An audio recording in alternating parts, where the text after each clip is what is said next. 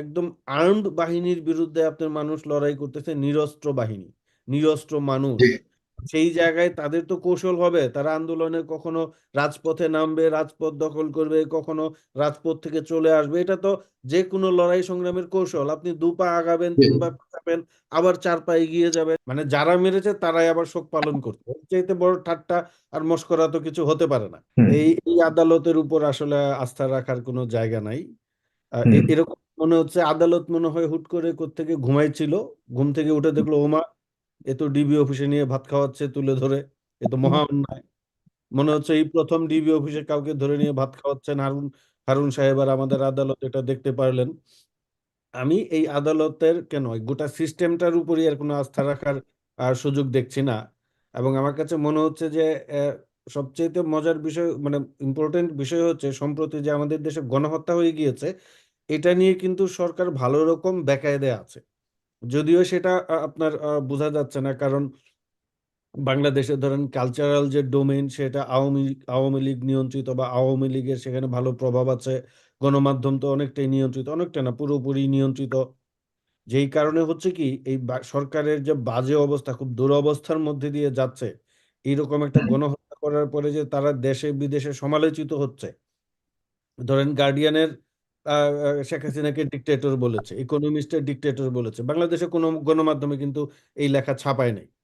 যদি ছাপাইতো এটা কি তাহলে আজকে বলেছে? হ্যাঁ, এটা দ্য তো গার্ডিয়ান লিখেছে এরকম? গত সপ্তাহে লিখেছে গার্ডিয়ান, এবং আপনার আচ্ছা, ইকোনমি গত সপ্তাহে তাহলে লিখেছে। তারা আচ্ছা, না নতুন করে এখন এই পরিস্থিতির কোনো স্টেটমেন্ট আছে কিনা বা আন্তর্জাতিক না, না, আমি বলছি যে মহলে কি অবস্থা আমরা রয়েছে? গত 10 দিনের যে ঘটনা প্রবাহের মধ্যে দিয়ে গেলাম, এর পরিপ্রেক্ষিতে কিন্তু বাংলাদেশে যে ছাত্র হত্যা হয়েছে, গণহত্যা হয়েছে, এটা গ্লোবালি আপনার ডেসিমিনেটেড হয়ে গিয়েছে। গ্লোবাল অডিয়েন্স কিন্তু এটা জানে। এখন বাংলাদেশে কিন্তু মানুষজনকে সেটা জানতে দেওয়া হচ্ছে না, বা বাংলাদেশের মানুষ জানছে না, যে কোনো প্রকারেই হোক। হুম এই অবস্থায় কিন্তু সরকার এই অবস্থা থেকে উত্তরণের জন্য তারা খুব একটা দেখাচ্ছে যে না, এভরিথিং সবকিছু ভালো চলছে, সবকিছু ভালোভাবে চলছে। সেই কারণে দেখা, এই যে যেমন আপনি দেখলেন যে আদালতে একটা রিট হলো, এবং আদালত খুব ক্ষেপে গেল ডিবি অফিসের উপরে, যে এরকম আপনারা ভাত খাওয়াচ্ছেন, জাতির সঙ্গে মশকরা। কালকে হয়তোবা আপনি দেখবেন আদালত আরেকটা রিট হবে, সেখানে সে নির্দেশ দিবে না, নিরীহ ছাত্রদের উপরে গুলি চালানো যাবে না। ইতোমধ্যে কিন্তু অগণিত ছাত্র নিহত হয়ে গিয়েছে। তারপরে আপনার হচ্ছে যে আজকে দেখলাম মন্ত্রিসভায় ঘোষণা হচ্ছে যে রাষ্ট্রীয় শোক ঘোষণা হয়েছে কালকে। তো কিসের শোক, কে কাকে মারলো? মানে যারা মেরেছে তারাই আবার শোক পালন করছে। এর চাইতে বড় ঠাট্টা আর মশকরা তো কিছু হতে পারে না। হুম। জি। আপনি আপনি কি এই হত্যার বিচার করেছেন? এই হত্যা তো পুলিশ করেছে, র্যাব করেছে, বিজিবি করেছে, সেনাবাহিনী করেছে। এই পর্যন্ত এই কিন্তু হত্যায় প্রধানমন্ত্রী তো বলেছেন যে যারা খুন করেছে তাদের বিচার করবে এবং তাদেরকে প্রত্যাখ্যান করবার জন্য দেশবাসীকে আহ্বান করেছেন এবং আর্থিক সহায়তা দিয়েছে। যারা গেছে তারাও খুশি। আবার ডিবি অফিসের কথা যদি বলি, ডিবি অফিস থেকে যে বিবৃতি দেওয়া হয়েছে সেই অভিভাবক যারা দেখা গেছে তারাও তো খুশি, তারাও তো বলছে স্বাভাবিকভাবেই তারা আছে এখানেই তো ভালো। সমস্যা। এইরকম আপনার একটা গণহত্যার পরে যখন সব পক্ষই খুশি থাকে, সেখানেই তো সমস্যা। আপনি যখন একটা মেসাকারের ভিতর দিয়ে যাবেন, এই ধরনের আপনি ভ্যান্ডালিজমের মধ্যে দিয়ে যাবেন, তখন তো এক পক্ষ খুশি থাকবে, এক পক্ষ বেজার হবে। এখানে আমরা দেখতে পাচ্ছি যে ধরে নিয়ে গিয়েছে সেও খুশি, যাকে ধরে নিয়ে গিয়ে যা হয়েছে সেও খুশি, এবং তার আত্মীয় স্বজনও খুশি। তার মানে এখানে কোনো কিছুই ঠিক মতো চলছে না। এটা তো সন্দেহের বড় কারণ। মানে আপনি যাকে এই আবু সাইদকে প্রকাশ্যে গুলি করে হত্যা করেছে পুলিশ, সেই পুলিশের নাম ইউনূস, তার নাম চলে এসেছে গণমাধ্যমে। এবং ওইখানকার ডিবির দায়িত্বে ছিলেন পুলিশের দায়িত্বে ছিলেন রংপুর যে আরএমসি যে কমিশনার মনিরুল ইসলাম, তার নামও চলে এসেছে। সেই ইউনুস তো নাকি শিবির করতো, আজকে জনাব মাহবুবুল হক হানিফ এই স্টেটমেন্ট দিয়েছে। সে শিবির শিবির করতো কি বিএনপি করতো সেটা তো দেখার বিষয় না। সে বাংলাদেশে পুলিশের পোশাক পরিধান করে সে মেরেছে, তার মানে সে এখন এই পুলিশ। আর একটা শিবিরের লোক যদি পুলিশের পোশাক পরে, ধরেন আমরা মাহবুবুল হক হক হানিফ উনি কি বলেছেন আমরা জানি না, আমি শুনিনি।